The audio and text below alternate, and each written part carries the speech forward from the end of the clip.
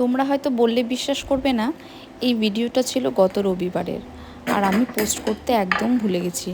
না এডিট করেছিলাম না কিছু করেছিলাম, সব ভিডিওর মাঝখানে এটা যেন কোথায় হারিয়ে গিয়েছিল।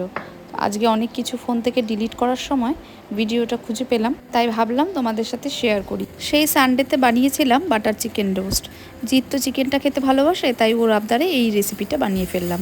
তাই এই বাটার চিকেন রোস্টটা বানাতে যে জিনিসগুলো লাগবে তার মধ্যে কিছু কিছু জিনিস না থাকা ব্লিঙ্কিট থেকে অর্ডার করে নিয়েছিলাম, আর একদম 10 মিনিটের মধ্যেই চলে এসেছিলো সমস্ত জিনিস। যাই হোক, সবার প্রথমে আমি চিকেনটাকে ম্যারিনেট করার জন্য একটা প্যানের মধ্যে বাটার একটু গরম করে নিয়েছি। তার মধ্যে আমি একটু পেঁয়াজ কুচি ভেজে নিয়েছি, কারণ পেঁয়াজ কুচিটা ম্যারিনেটের সময় লাগবে। চিকেনটাকে ম্যারিনেট করার জন্য নিয়ে নিতে হবে 1 চামচ ভিনিগার, 2 চামচ টক দই, একটু মেল্টেড বাটার, আদা রসুন বাটা, ভেজে রাখা পেঁয়াজ, লঙ্কা গুঁড়ো, কাশ্মীরি লঙ্কা আর নর্মাল লঙ্কা যেটা গুঁড়ো রয়েছে সেটা, ধনে গুঁড়ো, জিরা গুঁড়ো, হলুদ, গরম মশলা আর চিকেন মশলা, আর সাথে লবণ আর ব্ল্যাক পেপার। এবার এই সমস্ত কিছু চিকেনটার মধ্যে ভালো করে মেখে নিয়ে চিকেনটাকে আধ ঘন্টার মতন ম্যারিনেটের জন্য রেখে দিয়েছিলাম। চিকেন কষাটা হওয়ার সময় একটা মশলা যেটা ইউজ করতে হয় সেটা বানিয়ে নেওয়ার জন্য নিয়ে নিয়েছি 2টো এলাচ, হাফ চামচ জিরা আর একটা গোটা কাশ্মীরি লঙ্কা। আর এগুলোর মধ্যে ভেজে রাখা পেঁয়াজটা দিয়ে মিক্সিতে ভালো করে পেস্ট করে নিয়ে সেই কষানো মাংসতে দিয়ে দিতে হবে।